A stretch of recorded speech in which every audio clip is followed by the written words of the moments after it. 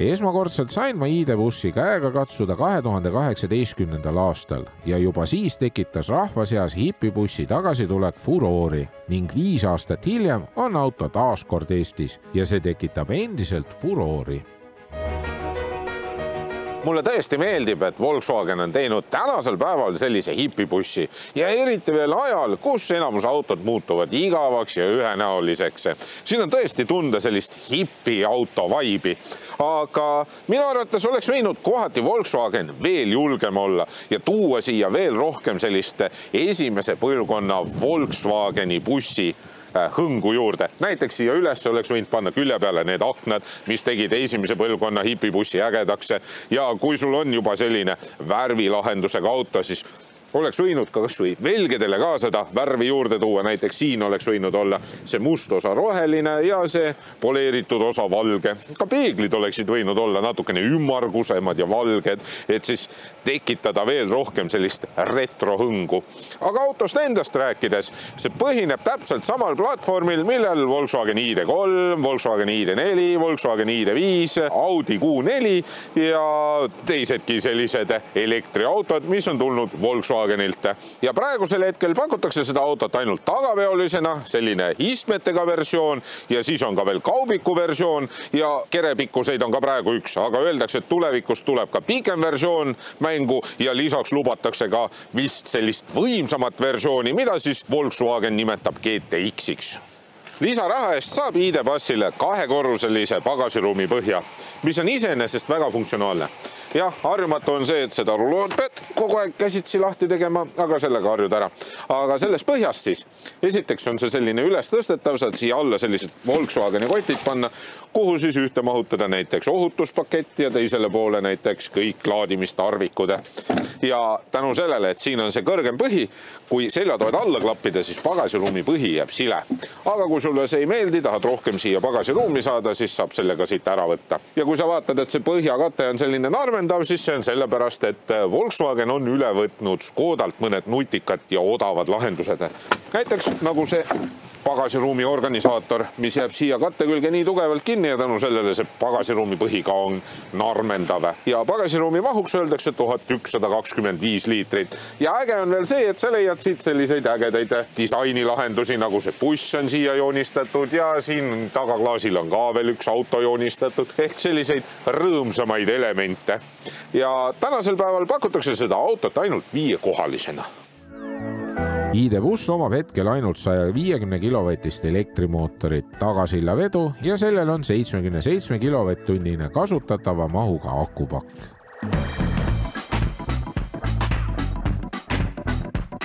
See on esimene Volkswageni elektriauto, millega ma naudin iga kilomeetrit just sõites, sest üllataval kombel sõidab see väga-väga hästi. Ma olen hämmastunud, kui hästi nad on suutnud 2,5 tonnise tühimassi selle auto puhul ära varjata. Sellel ei ole kuidagi selliseid kohmakaid sõiduomadusi, vaid see sõidab nagu sõiduauto, kus sa lihtsalt istud kõrgemal. Ja kerekaldumised on suured, elektriauto kohta vedrustus on pigem pehme ja 0-100 kiirendus on tänapäeval keskpärane 10,1 sekundit.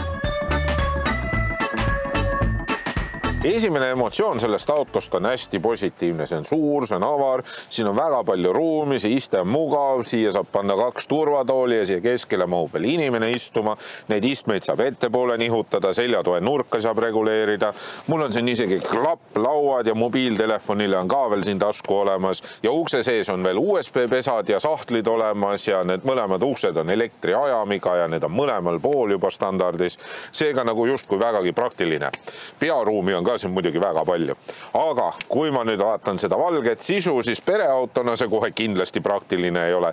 Ja siin oleks ma julgustanud Volkswagenil veel rohkem vinti peale keerama, rohkem värve. Kui sa juba oled lillelaps, siis ole see juba täie raha eest. Ehk siis siin oleks võinud ka olla välisdisaini värvid, roheline kunstnahk ja siia keskele tekitada selline flanellsärgi muster, mis oleks ka siis rohelise ja valgega kombineeritud ja täpselt samamoodi lagi oleks võinud roheline olla. Minu arust siis oleks see veel eriti hipikas olnud.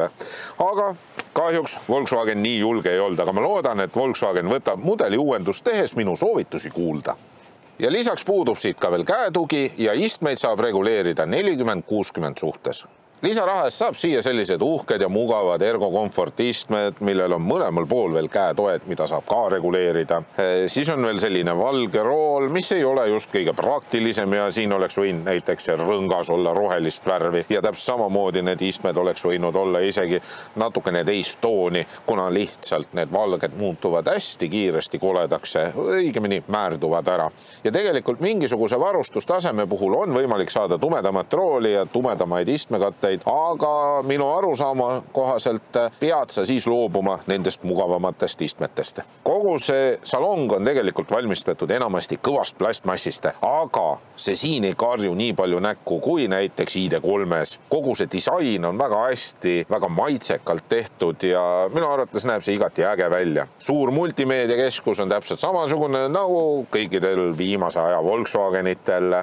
Sellel all siin slaideril puudub valgustus ja see ei ole just kõige kiirem, kui sa neid puutetundlikke nuppe vajutad, ehk siis natukene võtab aega.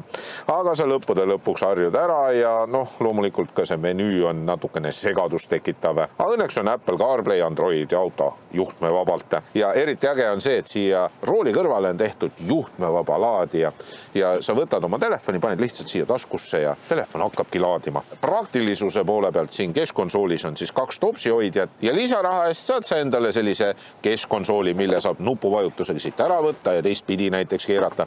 Aga minu arvates on see eriti oluline. Esiteks, kuna siia saad juurde 2 sellist laegast, mis ei ole nähtav, ehk siis ei ole avatud.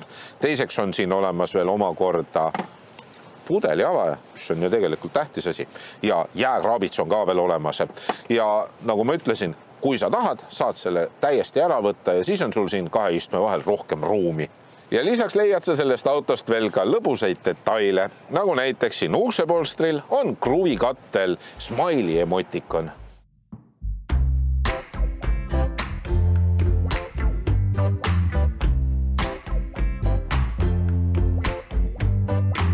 ID-Bus on üles ehitatud hästi rahuliku iseloomuga, nii nagu üks hipibuss peaks olema, ehk siis rahulikult istud siin, lõõgastud, sõidad vaikselt, kõikjal on aega küll minna ja ongi niisugune hästi mõnus ja lõõgastav sõidukogemus. Müratase sellel autol, ma ütleks, et see on pigem keskpärane, aga sellise suure bussi kohta on see pigem vaiksemapoolsem. Ja kõik erinevad sõidu- ja ohutusabilised töötavad selle autol hästi niimoodi tagaplaanil ja libedaga sõites ei pea isegi seda tagaratta vedu pelgama. Jah, on natuke tunda, et rattad käivad tühja koha pealt minnes, hästi õrn mängulisus on ka olemas, aga veokontrolli välja lülitada ei saa ja suuremal kiirusel auto on väga hästi maa küljes kinni. Need uhked LED matrikstuled näitavad väga hästi pimedas ja see valguse mäng on ka tegelikult nauditav. Aga veidi kriitikat vääriks selle auto klaasipesusüsteem.